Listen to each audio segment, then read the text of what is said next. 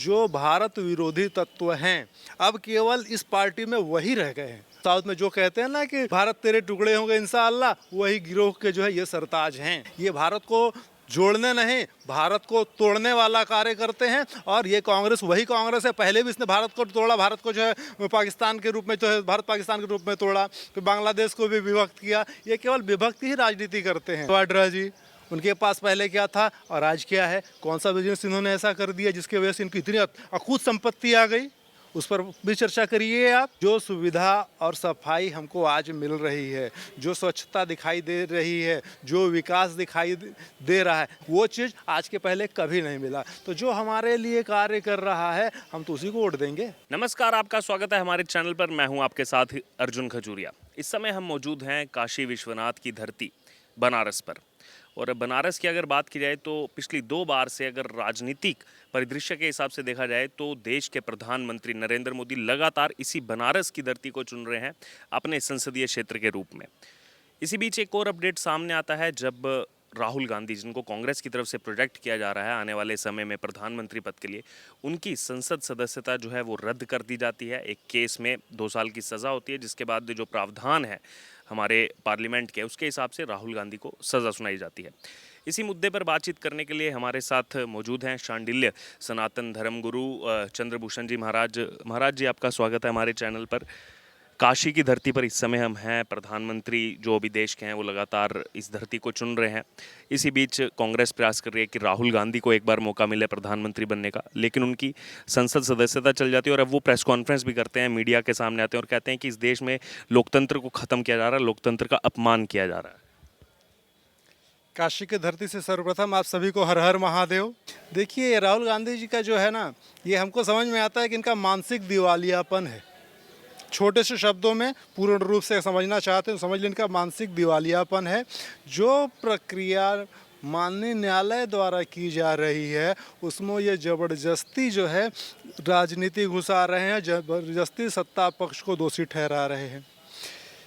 भारत की जनता तब से और अब में बहुत जागरूक हो चुकी है, वो हर बातों को समझ रही है। और भारत की जनता ही जो है अभी जो सरकार चल रही है माननीय नरेंद्र मोदी जी की, उसको जो है लाई हुई है और कांग्रेस को पूर्ण रूपेण लगभग नकार चुकी है। और ये इसलिए वो जो है बौखलाए हुए हैं और तमाम तरीके से जो व्यापारी हैं अडानी वगैरह, उस पर जो है ये लोग आक्षेप कर रहे हैं। वो तो भाई बिजनेसमैन है। देखिए, राजस्थान में गहलोत सरकार में वहाँ जाके जो है उसने काफ़ी इन्वेस्टमेंट किया, वहाँ उन लोगों के साथ भी है। इसका अर्थ क्या हो गया?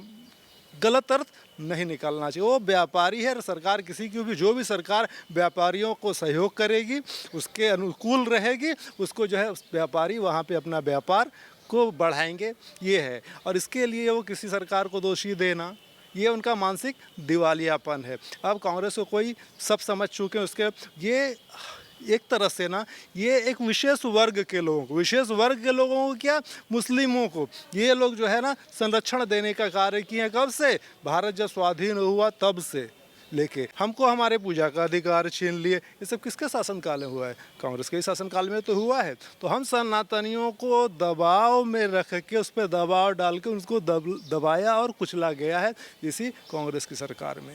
इसी बीच ये भी कहा गया राहुल गांधी की तरफ से कि जैसा उनका डिस्क्वालिफिकेशन हुआ है पार्लियामेंट से, कि मुझे डराया नहीं जा सकता, ये मैं नहीं डर सकता, आप मेरे को चाहे डिस्क्वालीफाई कर दो। देखिए, ये तो जो है वही बात बता रहा हूँ, मैं उसी बिंदु पे आ रहा था। ये लोग जो है ना, जो मुस्लिम हैं उनको भड़काने का प्रयास कर रहे हैं। जो बाकी कांग्रेसी लोग हैं जो पुराने चले आए हुए हैं कि हम कांग्रेस का ही पक्ष पकड़े रहेंगे किसी भी स्थिति में, उनको भड़काने का कार्य कर रहे हैं, जनता को भड़काने। अब इनके पास वोट बैंक तो बचा नहीं, सारे के सारे उनके जब तो उनका भी जो है संसदीय जो है छीन लिया गया। तो इसलिए ये जो है केवल भड़काने के, किसी भी प्रकार एन केन प्रकरण कहते हैं, उस तरीके से ये केवल भड़काने का कार्य कर रहे हैं कि जनता भड़के। लेकिन जनता सब समझ चुकी है, आपके किसी तरह के बहकावे में और भड़कावे में जनता नहीं आएगी। जो है राहुल गांधी इस बात को अच्छी तरह समझ लें। इसी बीच एक कांग्रेस के सांसद हैं प्रमोद तिवारी, उनका यहाँ पर बयान सामने आया इस डिस्क्वालिफिकेशन के बाद। वो कह रहे हैं कि गांधी परिवार जो पूरा है, राहुल गांधी, सोनिया गांधी, इन्होंने देश के लिए बहुत कुछ किया है। गांधी परिवार के लिए अलग कानून होना चाहिए, सबके लिए अलग, लेकिन गांधी परिवार के लिए थोड़ी सज़ा कम हो, थोड़ा कानून अलग हो। देश को बहुत कुछ दिया है इन्होंने, ये प्रमोद तिवारी कह रहे हैं, कांग्रेस के नेता। देखिए, मैंने कहा ना, इन सबका एक तरह से मानसिक दिवालियापन है। इसी के अंतर्गत ये कह रहे हैं। अगर ऐसा ही है तो जो कोई भी व्यक्ति अपने बात के व्यक्ति के लिए स्वतंत्र है, आप जो है माननीय न्यायालय में जाइए, अपनी बातों को उठाइए, बात कहने के लिए कोई भी सब कुछ भी कह लीजिए, लेकिन जनता सब समझती है कि आपका ध्येय क्या है। कांग्रेस के लोगों को, जो गांधी परिवार की आप बात कर रहे हो, गांधी परिवार ने भारतवर्ष को दिया क्या? भारत का बंटवारा गांधी परिवार की ही देन है, स्पष्ट सुनिए। इसलिए ये लोग जो है हमारे देश को दो भागों में विभक्त किए। क्यों?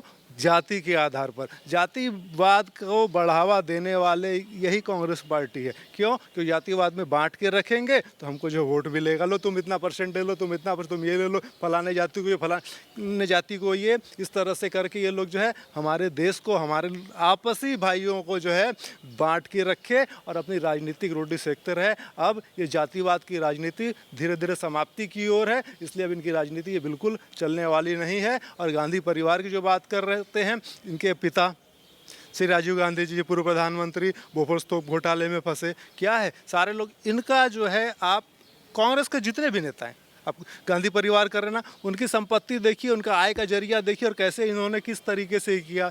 उनके जीजा हैं वाड्रा जी, उनके पास पहले क्या था और आज क्या है, कौन सा बिजनेस इन्होंने ऐसा कर दिया जिसकी वजह से इनकी इतनी अकूत संपत्ति आ गई, उस पर भी चर्चा करिए आप। ये केवल हम जनता का पैसा लूट के ये गांधी परिवार जो है अपने आप को ठाट बाट में रहा है, और जो है ये आप समझ लो। अच्छा, इस बीच ये भी मैं आपसे जानना चाहूँगा, आप इसको क्योंकि अगर देखा जाए तो किस हिसाब से देखते हैं? इसमें प्रावधान है 2 साल की सज़ा और रिहाई के बाद 6 साल तक वो चुनाव नहीं लड़ सकते लोकसभा का, तो यानी कि सीधे तौर पर 8 साल हो गए अगर सुप्रीम कोर्ट रोक नहीं लगाती है।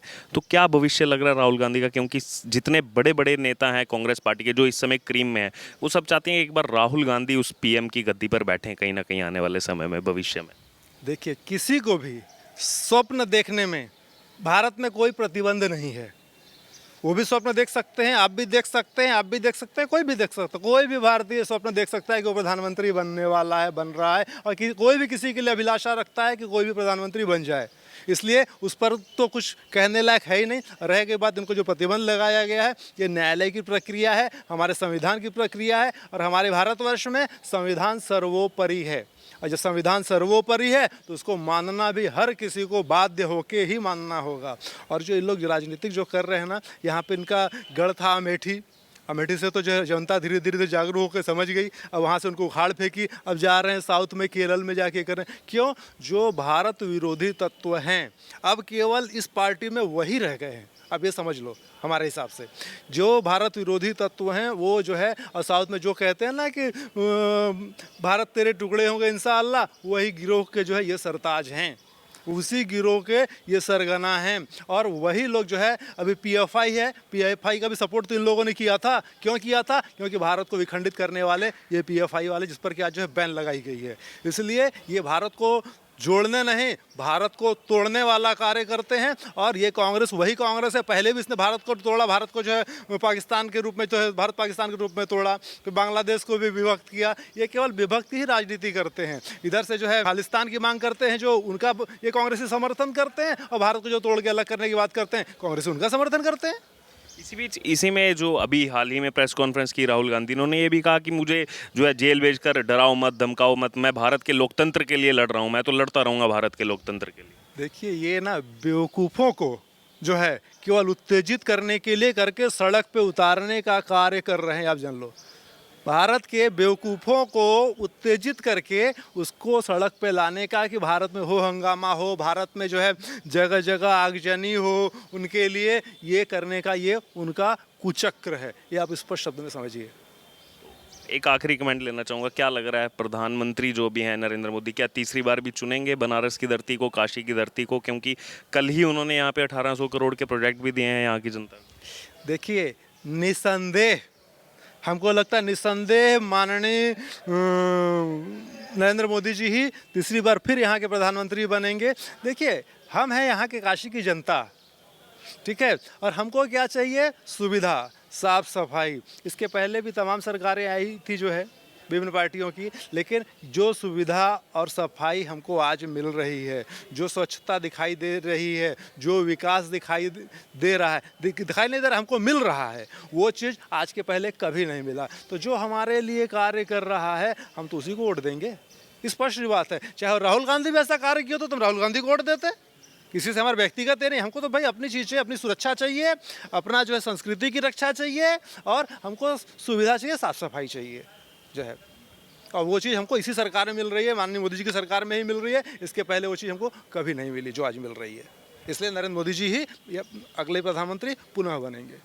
तो ये थे हमारे साथ शांडिल्य सनातन धर्मगुरु चंद्रभूषण जी महाराज, जिन्होंने अपना वक्तव्य रखा। हाल ही में जो इस समय राजनीति परिदृश्य देश में चल रहा है उसमें इनका क्या कहना है, जो खास तौर पर राहुल गांधी की सदस्यता रद्द हुई है और जो अब बयानबाजी राहुल गांधी की तरफ सामने आ रही है उसको लेकर के अपनी राय रखी।